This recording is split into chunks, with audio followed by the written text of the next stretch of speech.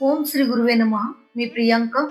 श्री दत्तात्रय प्रभूंच्या कलियुगातील प्रथम अवतार श्रीपाद श्रीवल्लभांच्या बाललीलांचे वर्णन करणारा हा ग्रंथ आपल्या हृदयात अमृताचा सागर उघडत चालला आहे. अध्याय 11 पूर्ण झाल्यानंतर आता आपण 12व्या अध्यायात प्रवेश करत आहोत. या 12व्या अध्यायात श्रीपाद प्रभूंचे वय अवघे 4 वर्षाचे असतानाच त्यांच्या अलौकिक महिमेचे आणि दिव्य लीलेचे दर्शन घडते. विशेषतः कुलशेखर मल्ल या भक्ताच्या जीवनातील चमत्कारिक वृत्तांत येथे विस्ताराने सांगितला गेला आहे. कर्मसूत्र कशी कार्य करते, भक्तीचा मार्ग किती शक्तिशाली आहे आणि श्रीपाद प्रभूंची कृपा अगदी लहान वयातही किती प्रचंड असते हे या अध्यायातून आपल्याला स्पष्ट होते. श्रीपाद प्रभू हे केवळ बाल स्वरूपात दिसणारे बालक नव्हते. ते साक्षात त्रिमूर्तीचे समूह स्वरूप, सकल विश्वांचे नियंता आणि भक्तांच्या अंतःकरणातील परम सत्य होते. या अध्यायातून आपल्याला पुन्हा एकदा जाणवते की श्रीपाद श्रीवल्लभांच्या स्मरण मात्रेने आगाध अंधकार दूर होतो आणि जीवनात प्रकाश पसरतो. या अध्यायाचे वाचन करताना आपण मनात पूर्ण श्रद्धा आणि निरपेक्ष समर्पण ठेवूया, कारण ज्या क्षणी आपण श्रीपाद प्रभूंना हाक मारतो त्या क्षणी ते प्रत्यक्ष आपल्या समोर येऊन उभे राहतात, असे या ग्रंथाचे वचन आहे. चला तर मग मन लावून भक्तिभावाने हा 12वा अध्याय आपण वाचूया आणि ऐकूया. श्रीपाद राजम शरणम प्रपत्ते. अध्याय 12. कुलशेखर वृत्तांत.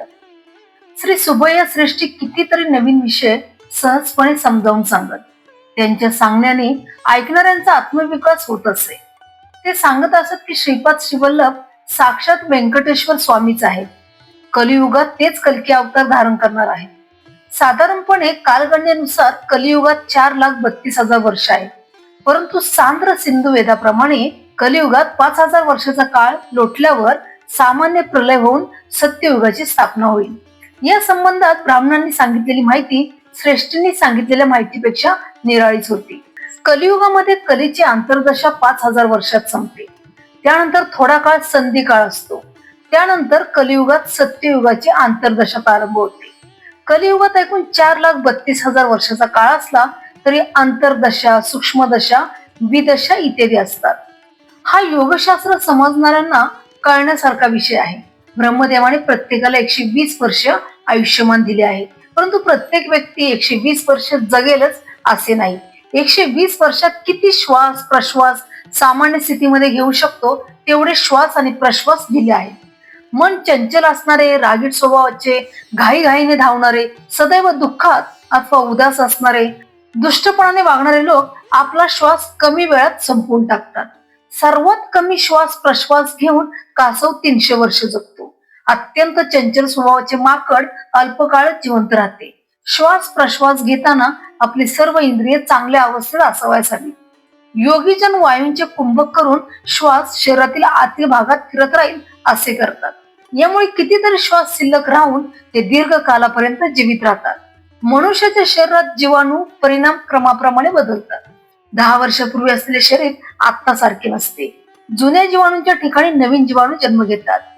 नवीन शरीर भाग जन्मतो त्याप्रमाणे प्राणशक्ती सुद्धा अनेक बदलातून जात असते. जीवनदायक नवीन प्राणशक्ती निर्माण होते. रोगट जुनी प्राणशक्ती नाश पावते. त्याप्रमाणे मानसिक शक्ती सुद्धा अनेक बदलातून जात असते. जुने भाव बदलून नष्ट होऊन नवीन भाव निर्माण होतात. नवीन जन्मलेल्या मानसिक गोष्टीमध्ये दैवी शक्ती, दैवी कृपा प्राप्त करण्याचे सामर्थ्य असते. त्याद्वारे मन, प्राण आणि शरीर सुद्धा होऊ लागते. श्रीपाद श्रीवल्लभ चरित्रामृतासारखे ग्रंथ साक्षात परमेश्वर स्वरूप आहेत. या ग्रंथातील प्रत्येक अक्षरामध्ये सिद्ध शक्ती, योग शक्ती अंतर्निहित असते. असे ग्रंथ मानसिक रीतीने, वाचिक रीतीने अथवा मानस वाचिक दोन्हीमध्ये समन्वय होऊन पठन केल्याने श्रीपाद प्रभूंचे दिव्य मानस चैतन्य आकर्षित होते.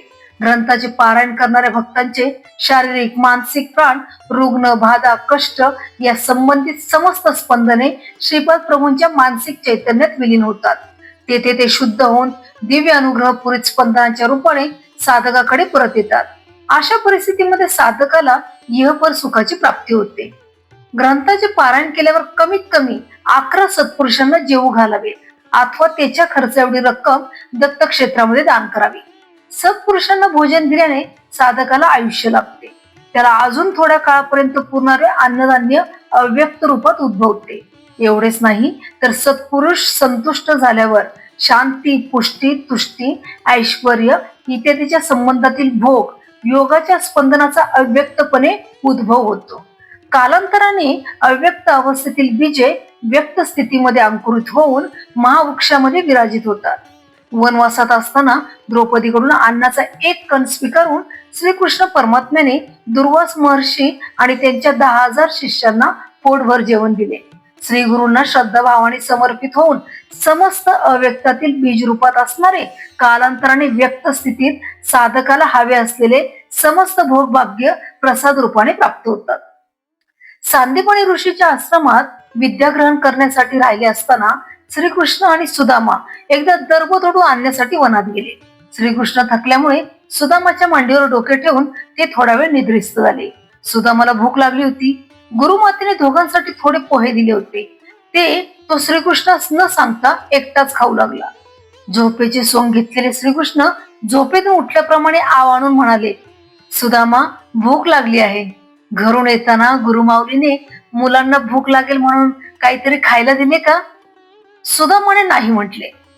श्रीकृष्ण सुदामाला म्हणाले, तू काहीतरी खात असल्यासारखे वाटले मला. सुदामा म्हणाला, मी विष्णू सहस्रनाम म्हणतो आहे. श्रीकृष्ण म्हणाले, ओहो, असे काय?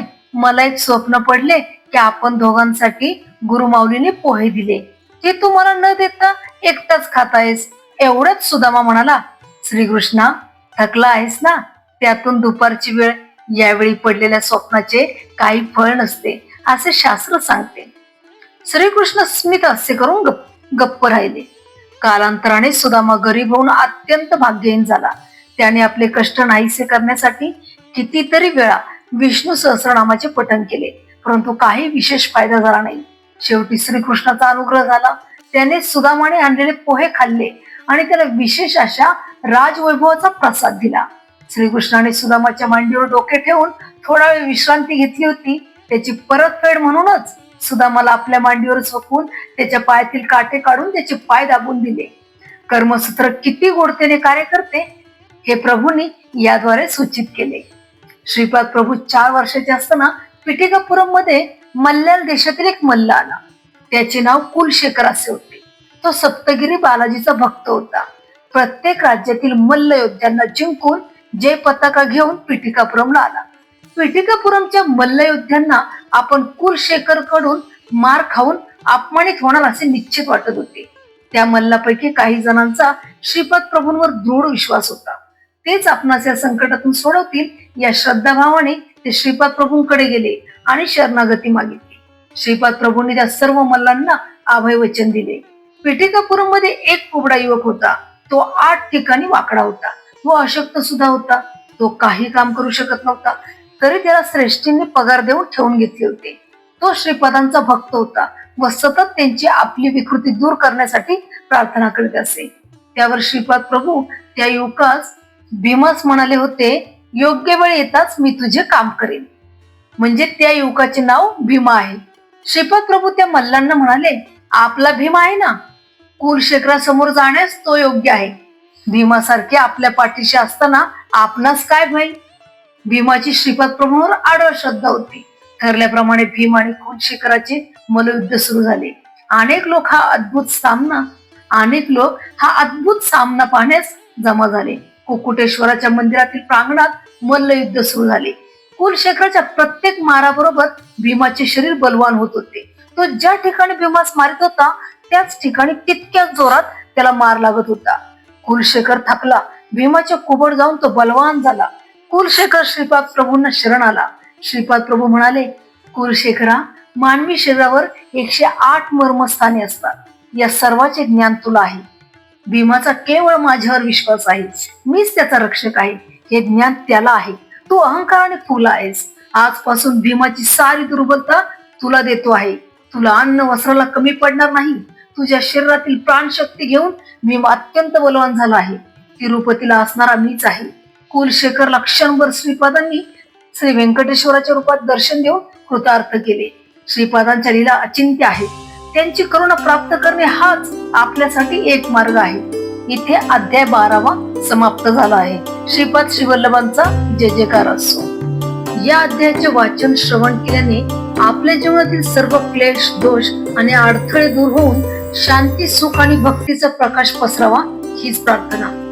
जर हा अध्याय तुमच्या हृदयाला स्पर्शला असेल आणि जर तुम्हाला माझी छोटीशी दत्त सेवा आवडली असेल तर कृपया माझ्या चॅनलला लाईक करा, कमेंट करा आणि सबस्क्राईब करायला विसरू नका, जेणेकरून पुढील अध्याय, पुढील लीला आणि हे अमृतमय वाचन तुमच्यापर्यंत लगेच पोहोचेल. ओम श्री साईराम.